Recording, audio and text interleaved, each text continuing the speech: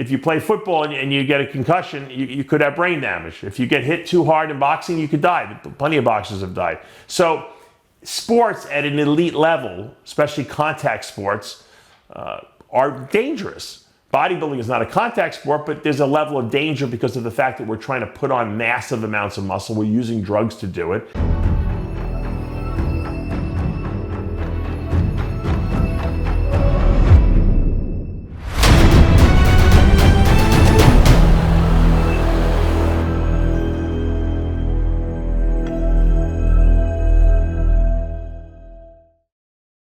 I'm Dave Palumbo, founder of Species Nutrition. From my earliest bodybuilding days, I believed in only putting the best in my body. And that lives on in the Species Nutrition line of products. I put my name and reputation on every bottle of Species Nutrition products. If you want to be your absolute best, join the evolution.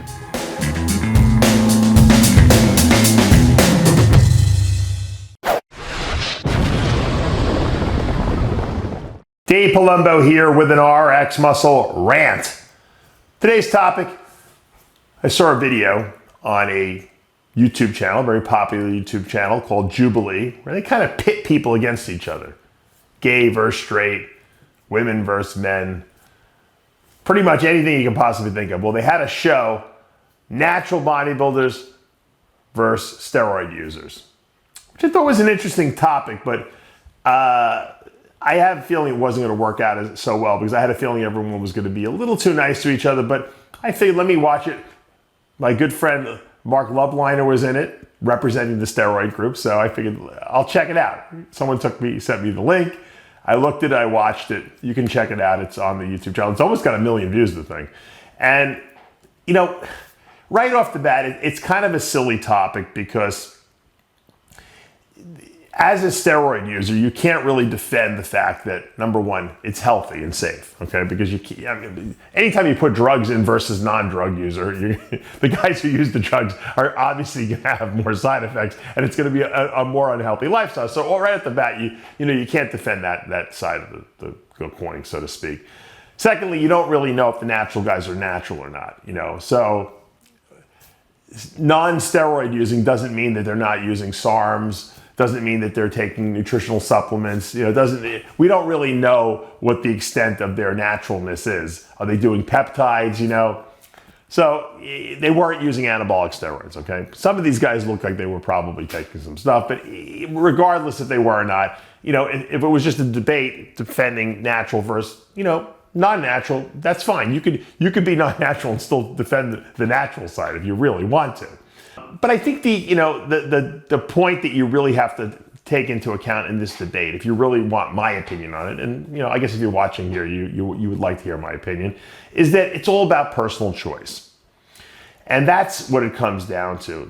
When I give advice to people on how to use anabolic safely, I'm giving advice based on the fact that these people want to take the risk to use these drugs to achieve something great, right? And in the case of competitive bodybuilders, they want to achieve an Olympia-like physique, even if there is no reality to that. Everyone's, brainstem directs them once they start using anabolics to say, I want to go all the way. Some people don't, but a lot of people in their mind, even though they won't admit it to people, say, I want to see how far I can go. I want to see what taking anabolic steroids will do to my body and see if I have the genetics to go to the top, which would be the IFBB pro ranks, and then, to the Olympia stage at some point, right? Obviously, we know a very, very small amount of people ultimately achieve that, but there are a lot of people, especially in today's world, that could achieve pro status, given that they give out a lot of pro cards now. There's a lot of masters divisions out there. There is a lot of places for people to achieve trophies, first places in regional events, which could obviously lead to them becoming coaches and advisors, supplement company owners, ambassadors to supplement companies, clothing company. So there's a lot of different, positions that you can jockey for based on how good you look. Now, there are certain people who just won't cross the line, whether it be, and I was watching this video, some people for religious reasons, some people just because they don't want to go there.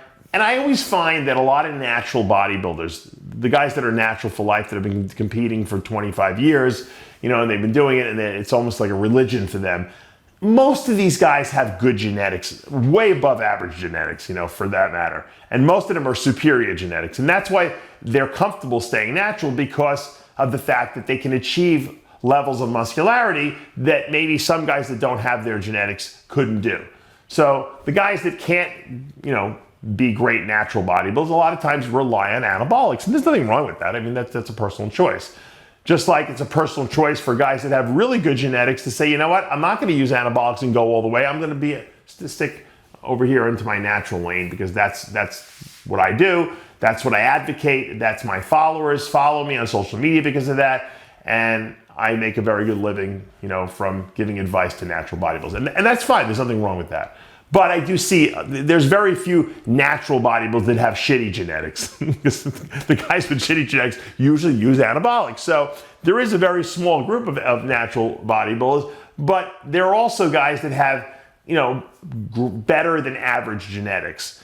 And that's why they feel comfortable staying there. And I think so for those guys to put down guys that decide to go take anabolics is kind of like very snooty, because it's like a bunch of smart people who have great high IQs going and making fun of a bunch of people who have low IQs, and all because these guys with the low IQs want to go to school and better themselves because they're just not as smart naturally as these other guys. So there's a little bit of a snootiness to it, I guess is the best way to put it, that I found that rubbed me a little bit the wrong way. Now, there are guys that have bad genetics for building natural muscle to a level where they can compete, but when they take drugs are hyper responders. Kevin Levrone comes to mind. I think I would fit in that category. Even though I didn't have like a Kevin Levrone structure, I built a lot of muscle when I took anabolics. My body responded very favorably to them. And I did grow naturally to a certain degree, but not to a degree where I would say I would be competitive on a bodybuilding stage, at a high level.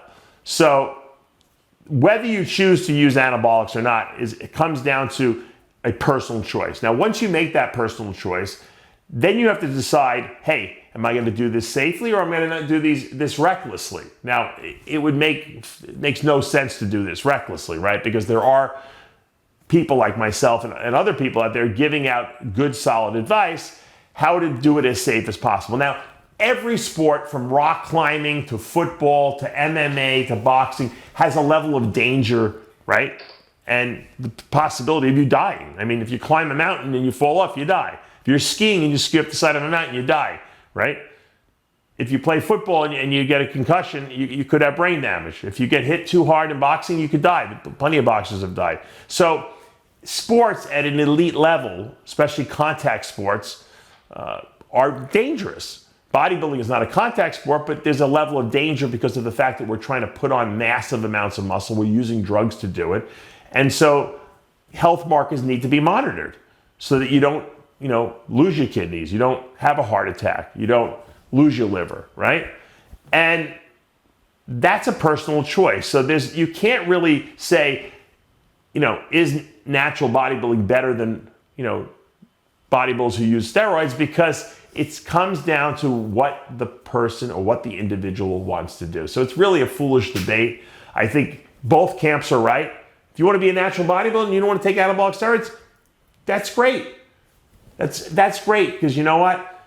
You're going to put out a lot of good information, and I don't really want to see young kids using steroids anyway. I don't think they should. Unfortunately, because of social media and because everyone talks about them, young kids today use them way, way, way, way more than it happened back in the 90s and 80s and 2000s, because people just didn't have access to social media and no one really knew about them, which was good. Sometimes ignorance is bliss. In the case of kids and steroids, ignorance is bliss. I'd rather them not have access. And plus, now you can order stuff online where before you couldn't. No one at the gym was selling a 16 or 15-year-old kid steroids. It just wasn't going to happen, There was a level of morality clause that, you just knew you don't mess with children.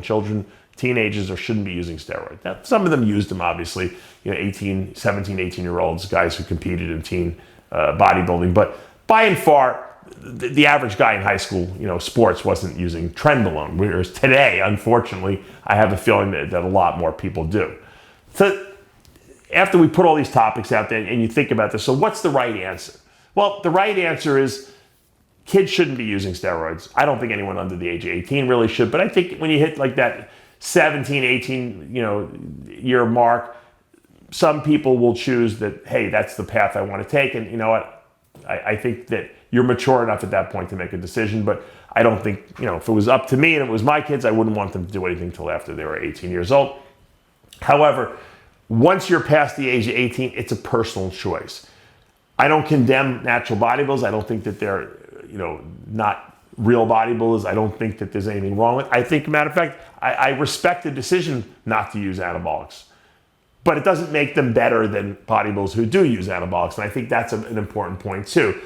They shouldn't be holding themselves up as being better people and more moralistic because they decided not to use drugs to build muscle. Because you know what? Nothing's natural. Nutritional supplements are not natural. You don't find the concentration of multivitamins and multiminerals in nature like you do in a vitamin, right? So everything is made, essentially. We are putting together things. Now, if you choose not to use one particular class of drugs, anabolic steroids, that's fine. And we can respect that. If you choose not to use peptides, that's fine. We respect that. And that's okay.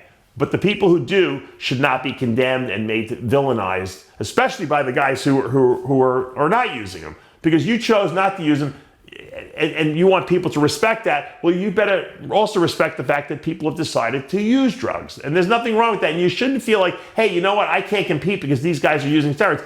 There's plenty of natural organizations and there's plenty of drug-tested bodybuilding shows, even in the NPC now, that you can do and that will give you a venue to showcase your natural talents. Just because Nick Walker wants to be 300 pounds doesn't mean that he's a bad guy. It just means that he wants to try to be the best bodybuilder in the world and win the Mr. Olympia title and hopefully make some money in the process. And so there is no right or wrong answer to this age-old question. That's why we don't really discuss it that much anymore. But at the end of the day, you have to do soul searching yourself. And you have to say, and do your research. I read more steroid books before I ever took a single shot than any human being, I can guarantee, in existence. I must have read Bill Phillips' Anabolic Reference Guide, and I've said this before, 600 times before I even took my first shot or my first pill. And that's the truth. I educated myself. I knew what I was getting into. I knew the risks and side effects. I knew exactly what the right dosages were and how I was going to do it. I visualized it. And that's what you should do. You shouldn't just say some guy at the gym gives you, hey, you should try this. Always research. Find people like myself who could educate you and give you the negatives and the positives over what you're going to do, how to do it properly, what health checks you should get if you're going to do it, so that you can do it safely and don't overdo it. And it gets very easy to overdo it, when you see guys online putting insane cycles up. Just because the guy at the gym doesn't know how to train properly doesn't mean you're going to copy that guy and do the same exact exercise with the same form, right? You're going to learn the right way to do it, and you're going to do it, and you're not going to look at the other guys at the gym. And so the same thing goes with anabolics. Just because there's an idiot at the gym doing 1,000 milligrams of trenbolone a week doesn't mean you're going to do that. You're going to go to Dave Palumbo, and he's going to tell you can use 150 milligrams of trenbolone a week and get great results with the least amount of side effects. And that's who you're going to listen to, because you're going to respect the fact that I have that knowledge. I've been in the trenches before, and I understand the science of what's going on. So educate yourself. Make a decision. Don't let other people tell you what to do, what's right or wrong. It has to be right for you. Dave Palumbo with an RX Muscle Rant.